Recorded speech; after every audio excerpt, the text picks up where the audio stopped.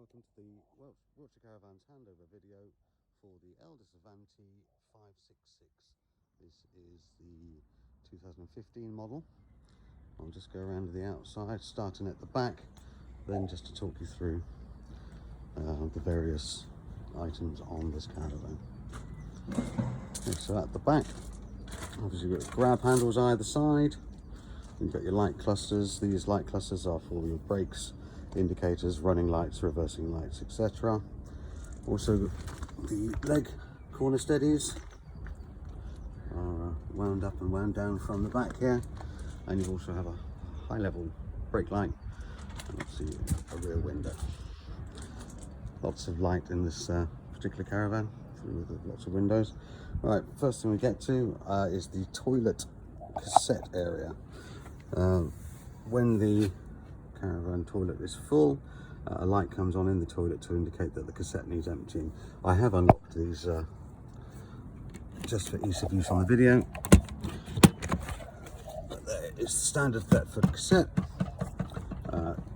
To remove, lift this handle and just pull straight to you. Don't lift up, just pull straight towards you. You can pull it out to empty it. This funnel goes forward. Remove this cap as such, put that somewhere safe, nowhere so it can't fall into wherever there might be a problem. Then you need to tilt it forward over the hole or the area where you get rid of your toilet waste. Lift, press that button there, and that will empty any contents into, that releases any airlock to empty the contents into the chemical disposal area. Okay, you'll want to rinse out the cassette after that. To do that, slide this down, open that flap. You can just see the float in there. That then when that's at the top, that obviously indicates that the cassette is full. Rinse it out and follow the same procedure to empty. Okay, now when putting this back in, make sure that flap is closed. Slide that back. This cap also has a little measuring section, you can barely see it in the sunlight, for how putting in the blue fluid or the green fluid, depending on what you're using, to the specified amounts on the bottle that you've purchased. This does have a telescopic handle and wheels, so you can just take that away with you, wheel it away to the disposal point, and just slide it back in. And the flap closes up. Okay, underneath there we've got the waste pipe outlets. These are for the two sinks and for the shower. That goes into a waste master or direct into the drain, depending on if you're on a fully serviced pitch or not. Single axle model, alloy wheels. The wheel nuts are torqued up to 130 Newton meters. I'll show you where, in case you forget that, where the that information is. This one's also got a Power Touch Evolution manual engaged mover. There's a separate video for that. Then we have a exhaust area just down there. This exhaust here is if you're running gas for your heating and hot water. That's the exhaust pipe, so to speak. But in here is the battery box. So in there we've got a 110 ampere battery. There's your electric hookup area. You see here there's also, that's the isolator for the motor mover. Behind that, you might just be able to see, if I can get close enough, there's a 12-volt socket and an external aerial point.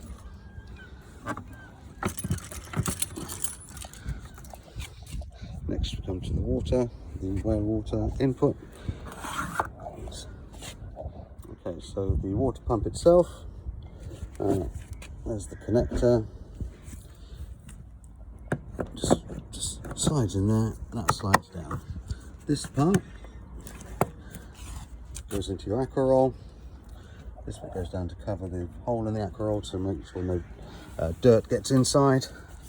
A nice little clip on these, so when you are refilling your aqua roll, you can just put your pump up there to stop it dragging into the floor.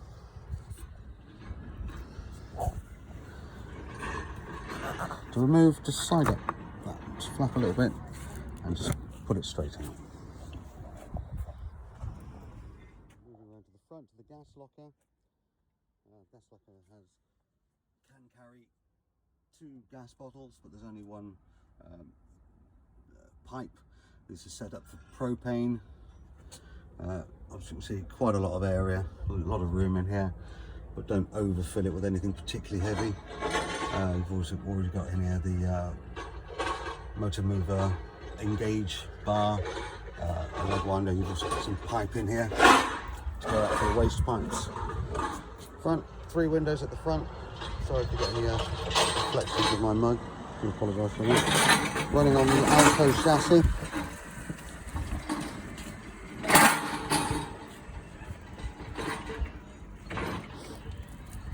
Also got some grab handles if you need to manhandle the caravan into position. Let's go around to the other side. We've got the external gas barbecue point. Very important to say. Don't have a gas barbecue in an awning. Fire and fabric are not best friends. Window into the lounge. There's 2 lounge model on here. Also under here you've got an external locker that goes under one of the sofas. And also a 230 volt socket there that can run through this little cutout on here into the awning. I briefly mentioned the wheel nut torque. There's 130 newton meters just by the front door. There's the information about this particular caravan, so the weight, maximum plated weight, tyre size, tyre pressure at 65 psi, wheel bolt torque. If you put the spare on, the torque is 102 newton meters, but with the alloys it's 130. Okay, stable door. Windows. This window's over the kitchen. Then you've got the microwave vent, freezer vent, and fridge vent. Another window, and you've got your running lights there, and that's your TV and radio antenna. Okay, I'm going to go inside in a minute and show you how things work inside. Okay, going inside the van. Just a very quick whiz round with the camera to start with before I show you how things work. So you've got a table and 2 sofas at the front, wardrobe. I'll try not to scare you with the mirror. That's quite an illusion. That's not the kitchen on that side. The kitchen's on this side. That's just a mirror. Bathroom, we'll go in there in a little while, and then the rear lounge, which also can go into a couple of bunks. So this is a 6-berth caravan. But the most important things that we need in a caravan, particularly in British weather, is the heating and hot water systems. Now, as you come into the door on the left hand side, you've got your master controls. First button on the left is the master power. Second one is for the internal lights. I'll show you those again. Might not look a great deal here, but in the night time it looks like Blackpool illuminations. And this one is your awning light. Okay, now this is your main heating and hot water controls. The Wales system, it's a blown air heating system in here to alter the temperature in the caravan, or to set the temperature. Press on the caravan itself, then you've got the options of 2.9 amps, 5.7 amps, or 11.3 amps to work the hot water, the heating system. 2.9, it will certainly work, but very, very slowly. 5.7 is more than adequate in most areas. If you do need to heat the caravan up very quickly, you can go to 11.3 amps if that is available on the pole you're using. The only issue with that might be if you are using that much power just for the heating system. If you turn on the microwave or the kettle, the breakers could go, so the electric might just break out. So 5.7 is more than adequate. You can use gas should you wish to do so, but if you've got an electric hookup, well, I don't know why you would use your own gas. You also have a maximum, so you can use gas and electricity, and that will absolutely burn up burn up, but make the system very warm very quickly. You've got to change the temperature. At the moment it's at 20 degrees, well, set at 20 degrees. Very simply on the touchscreen, just plus or minus to whatever temperature you desire. You've got the frost-free option in here. So if you were to be hooked up all year round and you wanted to make sure that the caravan didn't freeze over or freeze inside, that's the thing to do. You've also got a fan here. Now this fan will just circulate air at the current temperature that it is outside. It's just a circulation thing, so if the air's fairly cool, that will cool it down quite nicely. Let's just turn everything off for the moment. It's not required at the moment. Right, this button here is your main menu button. So back to the menu, you've got for the hot water, just press on the tap. Again, you've off, frost-free, got an eco setting, and you're 3.3 amps. That is sufficient to give you enough hot water to do all your washing up, etc. Maybe for a shower, you might want to boost it for a quarter of an hour by clicking on the electric or gas. But you'll find that out as you go along, depending on how many of you there are. This all comes with manuals, so there's no great difficulty in finding things out, and we're always available here on the telephone 01373 752 100. Right, okay, now this one, pump. This is for the water pump. I showed you outside where the water pump goes in. So when you want to activate that water pump, just click on pump and it'll say pump ready. We haven't got any water in there at the moment, so obviously connected, so we're not going to be able to do anything with that. Timer, and this shows you how much power you've got available. Okay, that really is as simple as it gets. Like I say, it comes with the manual, or you can always call us to ask. I was saying about the water coming into the caravan. I do need to show you something which is underneath the right hand bench at the front, so bear with me. I'm just going to get that ready for you. Jiggery pokery with the cushions, but at the front of the caravan there's the water heater there. However, you can see a little, it's a big yellow tap, and that tap in that position is allowing water into the caravan system.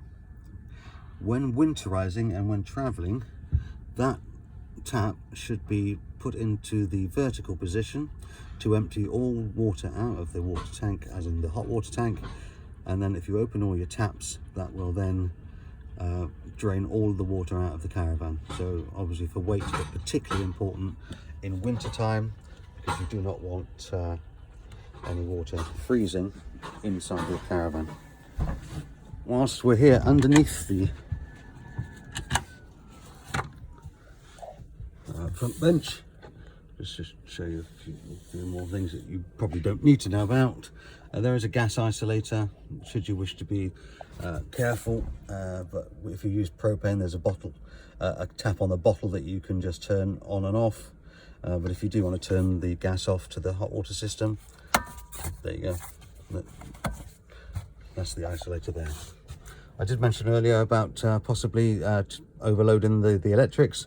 This is where your fuse box and the breaker switches are. So if something doesn't work on the electrical system, straight away, first place to look would be in there to see if any of the breakers have gone.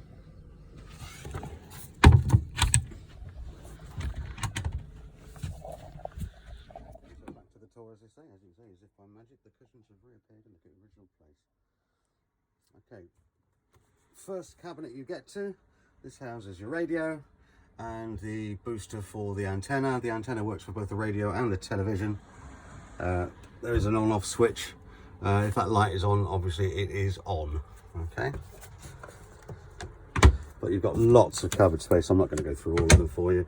At the front here, we've got some lights that have the individual switches, as do these little corner lights, little reading lights. They have individual switches. I can get to it from a silly angle. There. Obviously, windows, always very useful, especially to open. These all need to be opened up, lift out, and there's you can tighten the struts with these knobs there to keep the window open. Obviously, if you want the window open and you don't want bugs to come in, here's a fly screen. You've also got the blackout screens for night time. When putting these back up, keep hold of them. They do tend to spring back rather quickly. So just be careful of those. Those screens are on all of the windows in here. Here we have a TV aerial point and a 230-volt socket. Got a TV bracket on this one. Underneath you can see these here. These are the vents for the heating. Nice sized wardrobe in here. Freestanding table. This is also wraparound seating. It's a nice bonus. 2 tables and wraparound seating. It is a Brucey bonus. Large mirror there. I won't scare anyone with my reflection. Okay, bathroom. So, got a lovely size shower, full size shower. They are really good. Sink and mixer tap. Scary picture of me. Cabinet to hold all your toiletries, etc. Another cabinet down there. The toilet with the swivel seat. This is the flush item. This is the where the light would come on to say that the toilet is full. It's a full swivel seat, so there's not a lot of space in there, so you can swivel it around. But when you've done what you need to do, rinsed out, open that flap to release everything into the cassette. But do remember to close it back up again. Otherwise, you will not be able to remove the cassette, and you'll think, oh, hang on, that's a bit, and you might try too hard and break it. Skylight in here. Simple operation. Push that forward, and then you just take the bar back and push it up to close. Also has fly screen and blackout curtains in here. Opposite the bathroom, got the kitchen. So start with the cooker. It's got electric hob, 3 gas burners, controls here. I'm not going to teach you how to use a cooker. The spark is here. It's for the rings. You've also got full-size grill and an oven. Underneath the oven, we've got 2 isolator taps there for the cooker and the fridge, which can run on gas as well as electric. Also, the plug for that electric hob. The lid does need to be lifted fully to being able to ignite the gas burners, and if the electric hob is still hot, please do not put the glass top back down. Okay, so mixer tap and sink, round sink, nice size round black sink. Got 2 230-volt sockets and a light switch there. The light switch for the underneath the above the cooker, I should say. Then we've got a microwave, 800-watt microwave to switch it on, eco. There is an isolator switch for that one as well, up there. All very exciting stuff. Then the fridge, the wine cooler, I mean the fridge. Standard Dometic to power on. This is the button. I'll just turn it off for you. A little beep to turn it off. So power on. Then it's currently set up to work on electricity, which is good because we're plugged into the mains. You can run on gas. I've pressed it. It's beeping because we don't have any gas attached at the moment. Gas connected. You can also run off the car alternator if you've got a 13-pin plug socket on your tow bar. Now the fridge does have to be cold already, so if you're in storage, it's not likely to happen. But if you're at home, keep the van at home and you've got it plugged in, happy days. Give it, the day before, turn the fridge on. It'll be at a nice cool temperature. You can then put that on to the car and it will maintain that temperature. Okay. Open up the fridge. One fridge. Nice size. It's got a freezer compartment. The freezer compartment is removable should you wish to remove it and just have a larger fridge. But where are you going to keep your ice for your gin and tonics? I don't know. Although I shouldn't cast aspersions. Right, lots of drawer space. Above the fridge we've got the drawer for the cutlery tray, and the grill pan handle, and drawer space, cupboard space galore. Okay, and around the back it's almost identical to the front. So tabletop pulls out, gives yourself a nice size tabletop.